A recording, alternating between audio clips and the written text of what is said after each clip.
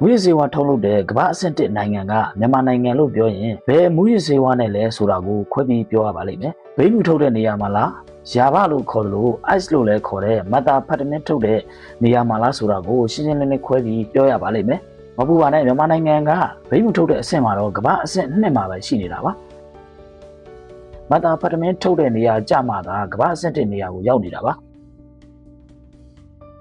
ဒါဟာကုလသမဂ္ဂအဖွဲ့ကြီး UNODC ရဲ့ထုတ်ပြန်ချက်အရသတ်မှတ်ထားတာပါကုလသမဂ္ဂရဲ့ထုတ်ပြန်ချက်မှာတော့2023ကနေ2025အထိကမ္ဘာအကြီးဆုံးမူရစေဝါထုတ်လုပ်တဲ့နိုင်ငံကမြန်မာနိုင်ငံပါအရင်2022မတိုင်ခင်နှစ်တွေကတော့အာဖဂန်နစ္စတန်နိုင်ငံကကမ္ဘာအဆင့်1နဲ့ကမ္ဘာဘိန်းမူထုတ်လုပ်မှုရဲ့80%ကျော်ကိုထုတ်ပေးနေတာပါ2023ကနေ2025မှာတော့အာဖဂန်ကထုတ်လုပ်မှုကျဆင်းသွားပြီးတော့မြန်မာနိုင်ငံကကမ္ဘာအဆင့်1နေရာကိုရောက်လာတာပါဆိုတော့လက်ရှိ2026ခုနှစ်အထိလည်းမြန်မာကမူရစေဝါထုတ်တဲ့အဆင့်မှာကမ္ဘာအဆင့်1ဖြစ်နေသေးပါပဲဒီလိုကမ္ဘာအဆင့်1မှာရှိနေသေးဖြစ်တဲ့မြန်မာနိုင်ငံမူရစေဝါထုတ်လုပ်တဲ့လုပ်ငန်းကဘယ်လိုလဲပတ်နေလဲဆိုတာနဲ့မြန်မာမူရစေဝါအင်ပါယာကြီးကို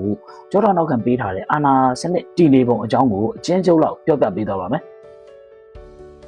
မြန်မာမူရစေဝါလုပ်ငန်းကတာမန်ရာဇဝတ်ဂိုင်းတွေရဲ့လှုပ်ဆောင်မှုတက်ပဲလားဆိုတဲ့မေးခွန်းရှိလာရင်တော့အာဏာရှင်နဲ့သူ့ရဲ့တစ္ဆာရှိတစ္ဆာခံတွေရဲ့မဟာဗျူဟာမြောက်စီးပွားရေးအသက်သွေးကြောကြီးလို့ပဲဖြေရပါလိမ့်မယ်။တမိုင်းကိုပြန်ကြည့်ရင်မြန်မာနိုင်ငံဟာမူရစေဝါကိုနယ်စပ်ဒေသလက်နက်ကိုင်တွေအပေါ်ထိန်းချုပ်ဖို့မဟာဗျူဟာလက်နက်တစ်ခုလိုတုံးခဲ့တာပါ1988နောက်ပိုင်းတိုင်းသားအဖွဲ့တွေနဲ့အပြစ်ခတ်ရစရေးလုပ်တဲ့အခါမှာစစ်တပ်အပေါ်တစ္ဆာဆောင်တည်ဖို့နဲ့နယ်မြေငြိမ်သက်ဖို့အတွက်မူရစေဝါထုတ်လုပ်ရောင်းချခွင့်ကိုအလဲအလှယ်ဖြစ်နေပေးခဲ့ပါတယ်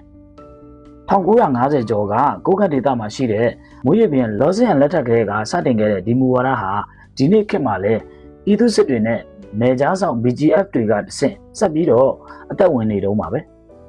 စစ်တပ်ကသူတို့ကိုရန်ပုံငွေတိုက်ရိုက်မပေးနိုင်တဲ့အတွက်စစ်တပ်အတွက်ရှေ့တန်းကနေတိုက်ပွဲဝင်ပေးတဲ့အလဲအလှယ်အနေနဲ့သူတို့နယ်မြေတွေမှာမူရစေဝါစက်မှုစုံကြီးတွေတည်ထောင်ပြီးတော့ဥပဒေအထက်ကနေအပြစ်ပေးခံရခြင်းကင်းနဲ့စီးပွားရှာခွင့်ကိုပြုထားခဲ့တာပါနောက်ပိုင်းတော့မူရစေဝါထုတ်လုပ်တဲ့လုပ်ငန်းမှာဘိန်းဘီယံခွန်စာကလက်ဆောင်တက်လာပြီးတော့အမေရိကန်ကိုယ်တိုင်စုဝေထုတ်ရတဲ့အဆင့်ထိထင်ရှားလာခဲ့ပါတယ်ခွန်စာကိုလည်းစစ်အုပ်စုဘက်ကဘလို့ကောက်ွယ်ပေးခဲ့လဲနဲ့တေဆုံးချိန်ထိမြန်မာနိုင်ငံရဲ့တထေးကြီးတယောက်အဖြစ်နဲ့ဘလို့ချမ်းချမ်းသာသာနေသွားလဲဆိုတာကိုတွေ့နိုင်ပါတယ်ဒီတာရကတွေကမူရစေဝါဘလောက်ထုတ်တော့မြန်မာစစ်အုပ်စုတွေကပေါ်ပေါ်တင်တင်နဲ့ကောက်ွယ်ပေးနိုင်တာကိုပြနေတာပါဒါနဲ့မကရှမ်းမြောက်ကကောင်းခါပြည်သူစစ်စုံတွေတရုတ်မြန်မာနယ်စပ်ဖြစ်တဲ့မူဆယ်မှာလှုပ်ရှားပြီးတော့လွတ်တော်အမတ်အထိဖြစ်လာခဲ့တဲ့ပန်ဆိုင်ပြည်သူစစ်ခေါင်းဆောင်ကျော်မင်းတို့ရဲ့ဖြစ်ရပ်တွေကလည်းသက်သေပါပဲ2021အာဏာသိမ်းပြီးတဲ့နောက်မှာတော့ဥပဒေစိုးမိုးရေးကလုံးဝပြိုကွဲသွားပြီးတော့မူရစေဝါထုတ်လုပ်မှုကရေချင်းအမြင့်ဆုံးကိုရောက်လာပါတယ်ဓာတုမူရစေချက်ဖို့လိုအပ်တဲ့ဓာတုပစ္စည်းတန်ပေါင်းများစွာကအိန္ဒိယနိုင်ငံတွေကနေစစ်တပ်ထိန်းချုပ်ရရန်ကုန်မန္တလေးကတဆင့်စက်မှုအဆင့်စုဆောင်းပြီးတော့ရှမ်းပြည်နယ်တွေကိုစီးဝင်နေပါတယ်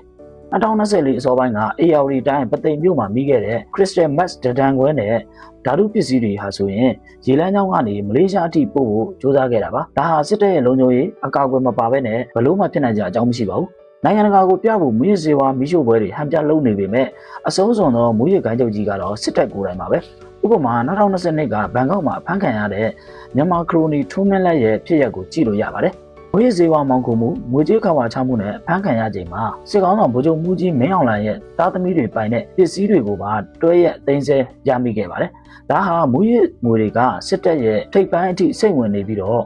့လက်နက်ဝယ်ဖို့နဲ့အာဏာတည်မြဲဖို့ဗန်ဒိုက်ကြီးဖြစ်နေတယ်ဆိုတော့ကို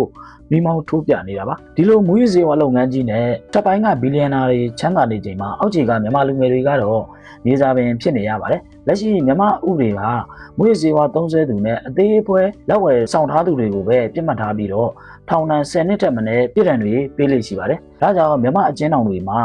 မူရစေမှုနဲ့အကျဉ်းချခံနေရတဲ့အကျဉ်းသား90%ကနေ80%အထိဟာအောက်ခြေစေးသုံးဆဲသူလူငယ်တွေဖြစ်နေပါတယ်။ပိုဆိုးတာကအာဏာသိမ်းပြီးနောက်ပိုင်းစီးပွားရေးပြက်ကကြောင့်စိတ်သက်ကြနေတဲ့လူငယ်တွေကိုမူရစေဝါကွန်ရက်ကပြစ်မှတ်ထားနေပါတယ်။ဒါတင်မကရန်ကုန်လိုမြို့ကြီးတွေမှာမူရစေနဲ့ဖမ်းမိတဲ့လူငယ်အချို့ကိုထောင်ချမဲ့အစားစစ်မှုထမ်းဖို့အကြက်ကင်စုဆောင်းတဲ့လက်နက်တစ်ခုအဖြစ်ပါစစ်တပ်ကအသုံးချနေပါတယ်။ဒီကုန်းချုပ်ကရင်မြန်မာနိုင်ငံရဲ့မူရစေဝါပြဿနာဟာတာမန်ရာဇဝတ်မှုမဟုတ်ပါဘူး။တိုင်းပြည်အာဏာကိုစစ်အုပ်ချုပ်ရေးနဲ့ထိန်းချုပ်နေတဲ့အာဏာရှင်စစ်အုပ်စုနဲ့၎င်းတို့ရဲ့တစ္ဆာခံတွေကိုစုချဖို့တိုင်မက်တွေကိုထိန်းချုပ်ဖို့နဲ့စစ်ရေးရမုံငွေရှာဖို့အတွက်အသုံးပြုနေတဲ့အမောင်လောကရဲ့ဗန်ဒိုက်ကြီးတစ်ခုဖြစ်နေတာပါ။တိုင်းပြည်နဲ့လူငယ်တွေရဲ့အနာဂတ်ဘလောက်ပဲပျက်စီးနေပါစေ အာဏာရှင်စစ်အုပ်စုကတော့သူတို့အာဏာတည်မြဲဖို့အတွက်ဒီမွေးရစီးပွားရေးစနစ်ကြီးကိုဆက်ပြီးတော့လည်ပတ်နေအောင်မှာပါပဲ